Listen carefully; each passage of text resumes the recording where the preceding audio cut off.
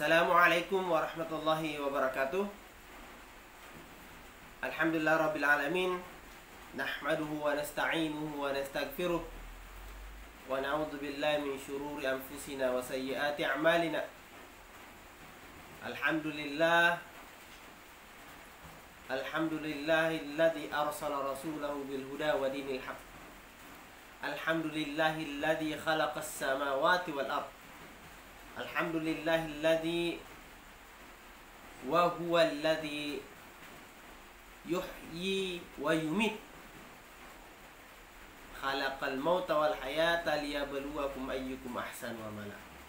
Asyhadu an la ilaha illallah wahdah wa asyhadu anna Muhammadan abduhu wa rasuluhu nabiyyunal karim Muhammad sallallahu alaihi wasallam. Alhamdulillah, para archer sekalian, yang perlu kita syukuri sampai saat ini kepada teman-teman yang masih berdiri kokoh di dalam panahan, yang masih bisa memanah meskipun sendirian, yang masih bisa memanah meskipun ditinggalkan oleh kawan-kawan. Salawat dan taslim atas segala dedikasi, atas segala perjuangan yang telah diberikan oleh Rasulullah SAW, yang telah kemudian Rasulullah perjuangkan untuk kita dengan darahnya, dengan segala waktunya untuk memikirkan kita. Sahabat archer, teman-teman pemanah, dalam kesempatan ini saya bukan mau menggurui antum. Kita ingin sharing, kita ingin saling mengingatkan satu sama lain. Saya mengawali dengan di mana posisi panahan pada diri kita. Kita semua sama-sama paham bahwa panahan ini adalah olahraga yang dilingkari dengan sunnah. Artinya olahraga ini bukan hanya sekedar olahraga yang kemudian mencucurkan keringat kita, melatih fisik kita, tetapi olahraga ini juga akan mengalirkan amalan, akan mengalirkan pahala di sisi Allah Subhanahu wa taala. Nah, teman-teman sekalian, cuma kadang-kadang karena ini adalah sunnah, tidak jarang di antara kita para pemanah, satu, dua, atau ada beberapa yang kemudian memposisikan sunnah ini seakan-akan bukan sesuatu yang layak diperjuangkan lebih, yang seakan-akan memanah ini yang penting ada alat panah, kita shoot seala kadarnya. Bukankah kita di dalam sejarah kita juga sudah sering melihat, sudah sering mendengar, meskipun kita tidak lihat secara langsung, bahwa Rasulullah punya sekian busur, masing-masing busur ada anak panahnya, masing-masing busur ada quivernya. Artinya apa? Spesifikasi masing-masing alat itu punya pasangannya masing-masing. Yang tidak mungkin Rasulullah mempaketkan alatnya seala kadarnya, bahwa ini yang penting ada anak panahnya, enggak. Panahan ini soal sesuatu yang harus dipelajari secara detail. Dan problem kita, karena kita dari awal memposisikan ini hanya bahasa-bahasa hanya ini harusnya tidak ada dalam kamus panahan. Ini sunnah, lalu kita melupakan bahwa sunnah itu perlu dipelajari, perlu ilmu terhadapnya, sehingga kita tahu adab dan memperlakukan sunnah itu seperti apa. Tanyakan kembali pada diri kita,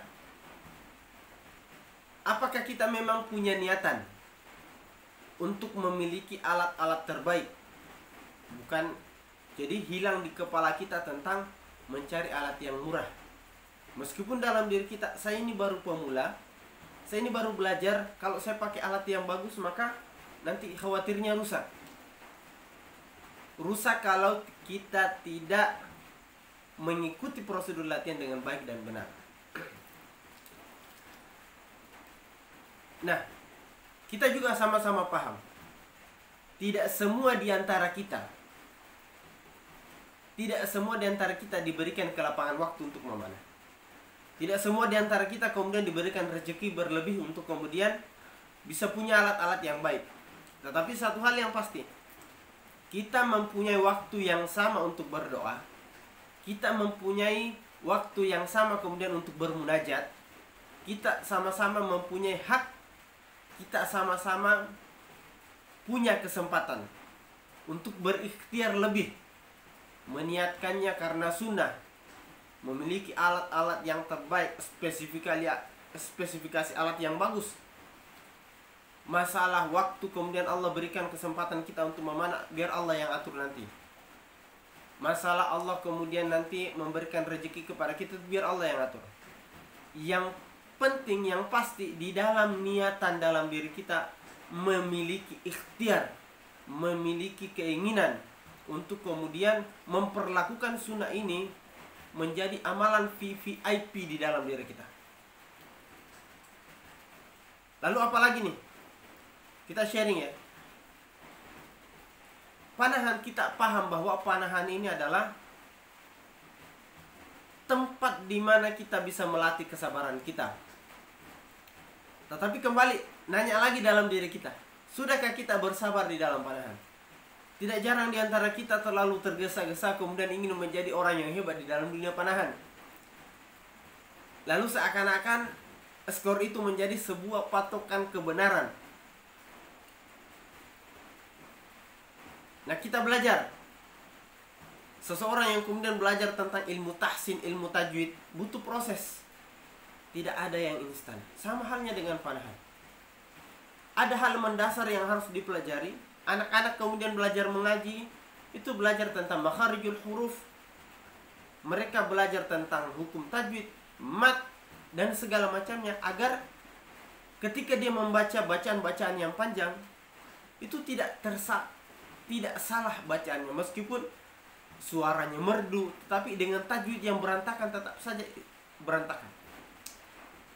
Sama halnya di dunia panahan.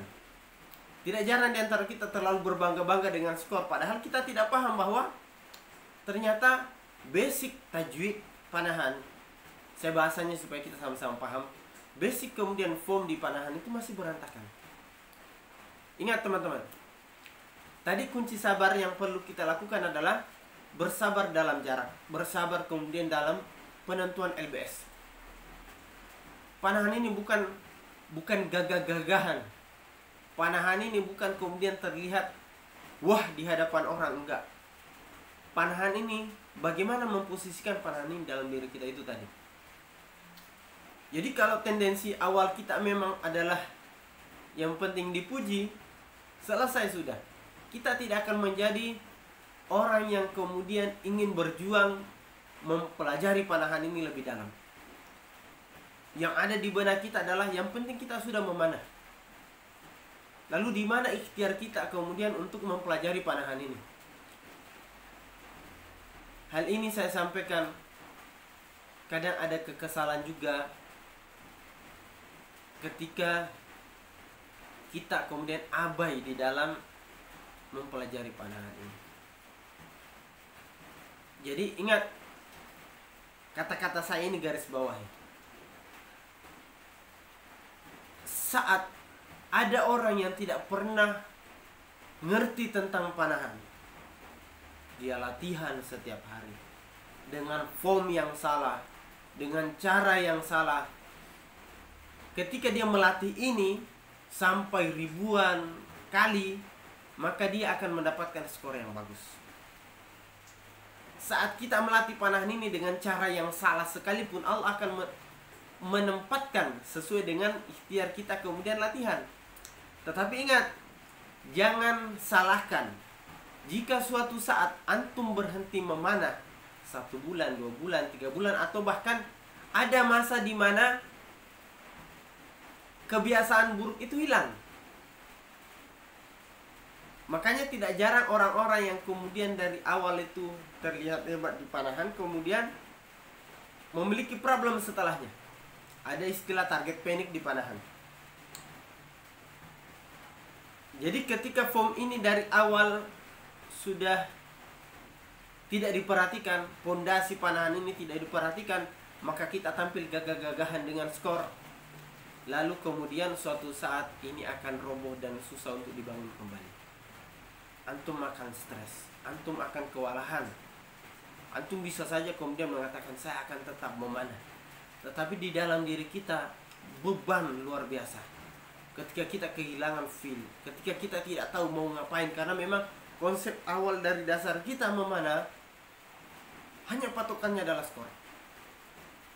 Maka setiap kali saya melihat pemanah, saya tidak akan melihat skor.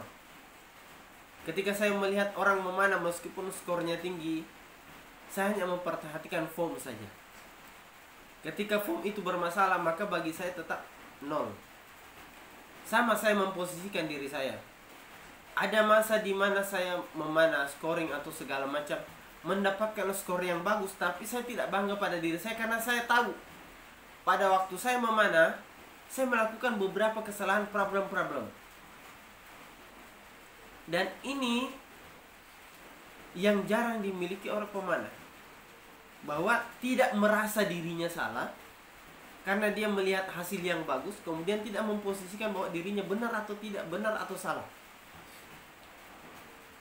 Nah, teman-teman sekalian, sekali lagi ingat, kita hanya sekedar berdiskusi, kita hanya sekedar sharing supaya kita kembalikan fitrah panahan ini dengan konsep yang benar.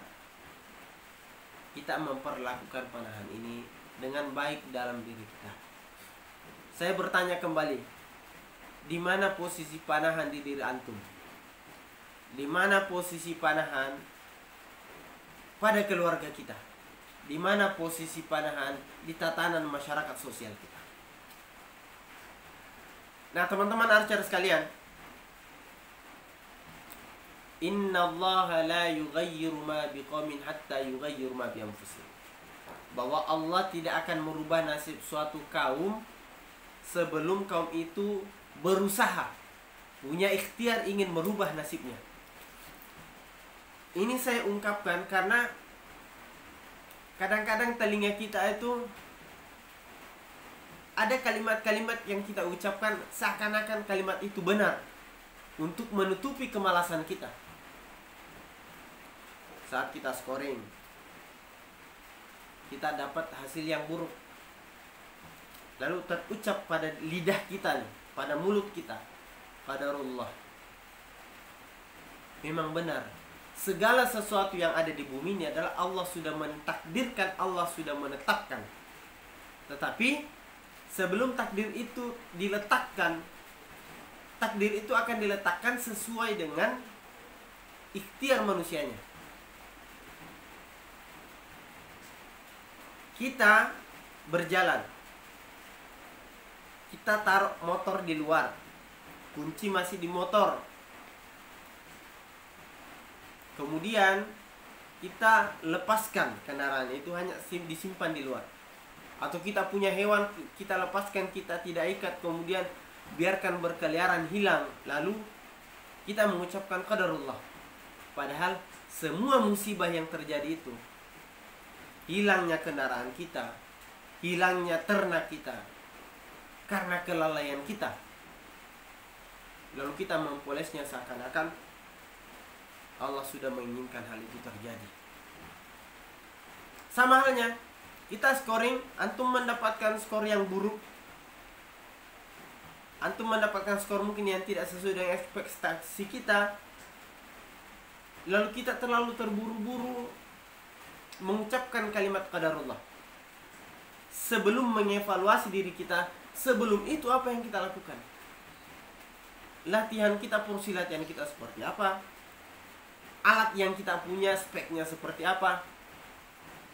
Mungkin bertanya pada diri kita, segitu detailnya kapan hal ini? Teman-teman, kalau tidak detail, para sahabat dulu berperang atau di luar Islam sekalipun, orang-orang dulu berperang, mereka tidak membawa alat ala kadarnya. Yang penting ada yang bisa ditembakkan, tidak. Mereka sudah mempersiapkan semua yang terbaik. Mereka sudah kemudian menyiapkan segala sesuatu yang spek yang mereka inginkan. Nah, jadi sekali lagi saya sampaikan bahwa panahan ini kita dudukkan dengan keadaan yang baik. Kita tempatkan panahan ini di tempat VIP di dalam diri kita. Jadi mudah-mudahan apa yang saya share hari ini ke antum, apa yang kita diskusikan hari ini, bukan mengajari antum, tidak. Tugas kita saling mengingatkan. Saya sudah mewakafkan diri saya. Saya sudah membuat perjanjian dalam diri saya. Berjanji kepada Allah, kemudian insya Allah untuk urusan panahan ini saya akan berikhtiar selamanya. Baik dari keilmuan, riset, mengajar, agar menjaga panahan ini tetap ada di masyarakat. Dari segi prestasi, dari mengajarkan ke anak-anak sesuai dengan konsep prestasi yang ada. Mengatur panahan ini juga tidak cukup dengan modal koar-koarnya kita, semangatnya kita, karena tidak jarang kita semua mengalami di tempat klub yang ramai di awal kemudian hilang satu persatu. Apakah hilangnya pemanah benar-benar karena pemanahnya malas, atau kita salah di dalam mengatur manajemen panahan ini? Ingat, panahan ini butuh biaya. Maka kalau antum ke tempat saya, jangan heran ketika antum ke tempat saya, maka ada iuran yang harus dikeluarkan sebagai bukti bahwa insya Allah saya ingin melihat orang yang ada di sekitar saya adalah orang-orang yang punya ikhtiar ingin memanah, orang-orang yang kemudian ingin berkorban di dunia panahan. Kalau bukan dari segi rezeki, maka apa yang antum bisa korbankan untuk klub? Supaya bantalan itu tetap ada, supaya tidak lagi kemudian ke depan nantinya kita saling menunggu, biar ini yang ngurus, biar ini yang ngurus. Akhirnya kita nanti saling berharap satu sama lain dan akhirnya tidak ada perkembangan. Maka kenapa kemudian saya jor-joran buat pelatihan berbayar? Saya hanya memberikan fasilitas, memberikan ruang kesempatan bagi teman-teman untuk memperjuangkan panahan ini. Karena saya juga mengalami, artinya sangat terasa ilmu itu ketika memang di dalam pencapaian ilmu itu ada sesuatu yang kita korbankan, ada sesuatu yang berat yang kita perjuangkan dalam mencapai ilmu itu. Maka tidak salah ketika kita melihat para ahli hadis dahulu, para ulama terdahulu, ilmunya terjaga karena perjuangan mereka mencapainya juga tidak mudah. Nah sekarang ini terkadang saya kembali di topik di awal, kita semangat memanahnya besar, semangat belajar memanahnya kurang. Akhirnya yang terjadi adalah kecintaan pada panahan ini tidak Allah tetapkan dalam diri kita, tidak tercengkeram kuat akar cinta panahan ini dalam diri kita, karena memang kita tidak menanamnya dengan baik. Kita menanam benih sunnah panahan ini tidak dalam, hanya sekedar menaburnya di atas tanah. Jadi sekali lagi, ayo mari kita sama-sama memperlakukan panahan ini dengan porsi yang baik. Mari kita sama-sama memposisikan panahan ini di tempat VVIP di dalam diri kita. Bukan berarti antum harus jujuran sekian juta sekian, enggak. Intinya adalah antum mau berjuang, antum mau ikhtiar, antum mau berusaha. Jangan menutupi kemalasan kita dengan kata-kata Islami nanti ke depannya. Kita sendiri yang tahu dalam diri kita. Kalau memang kita sudah ikhtiar dan memang itu jalan yang Allah sudah berikan hanya segitu, maka hanya segitu.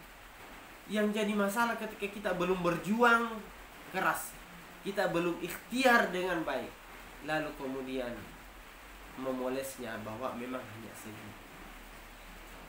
Jangan berharap hasil lebih. Jika antum menanam satu benih, lalu bertemu dengan orang yang menanam 100 benih, lalu kita yang menginginkan hasil lebih daripada orang itu, Allah akan memberikan efek pada kita, balasan pada kita dunia akhirat sesuai dengan ikhtiar yang kita lakukan.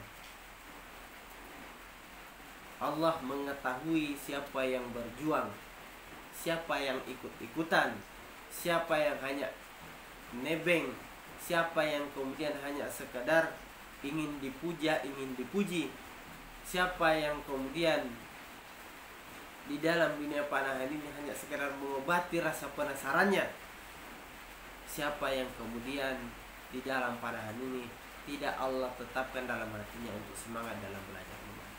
Allah tahu itu semua. Maka mumpung ini bulan Ramadan, kita evaluasi dalam diri kita. Kita tempatkan diri kita. Kita mempertanyakan pada diri kita, sebenar-benarnya posisi panahan kita letakkan di tempat mana dalam diri kita. Baik, sekian. Mudah-mudahan apa yang kita diskusikan pada hari ini, apa yang salah dalam diri saya, antum jangan ambil. Karena tidak ada manusia yang sempurna. Jika ada yang baik dalam diri saya, silakan antum ambil. Suatu saat saya berharap ketika antum melihat saya berhenti memanah, suatu saat jika antum melihat saya bermalas-malasan dengan urusan panahan, antum bisa datang ke tempat saya, antum bisa tampar saya, antum bisa marahi, caci maki saya, untuk mengembalikan saya pada niatan saya di awal. Sekian teman-teman, semangat berlatih, semangat belajar. Alhamdulillah saat ini kita ada program pendampingan pemanah dan itu kita tidak paksakan. Artinya perjuangan saya saat ini adalah ingin melihat teman-teman bersabar dalam proses memanah ini. Saya ingin, keinginan saya saat ini, syiar panahan lebih kepada pondasi-pondasi itu, membantu teman-teman kemudian menstabilkan pondasi-pondasi panahan kita agar tidak terulang kembali. Sudah banyak kejadian, banyak yang chat, banyak yang diskusi, mempertanyakan dirinya kenapa kemudian skornya menurun, kenapa kemudian bahkan untuk belajar memanah sekalipun seakan-akan lebih susah daripada di awal mereka belajar. Kita ingin kejadian-kejadian ini tidak terjadi, dan mudah-mudahan Allah menjauhkan kita dari target panik. Target panik ini adalah beban ketika kita tidak bisa melawannya, ketika kita tidak bisa bersabar padanya, maka ini akan jadi masalah besar dalam perjuangan kita untuk bisa memanah. Intinya bersabar teman-teman, berproseslah, bersabarlah, dan berjuanglah supaya akar panahan ini Allah tancapkan sekuat-kuatnya dalam diri kita, sehingga meskipun tidak ada orang memanah di antara kita, Allah masih menitipkan kecintaan dan Allah masih memberikan kita waktu dan kita masih bisa memanah para sahabat. Sekian, assalamualaikum warahmatullahi wabarakatuh.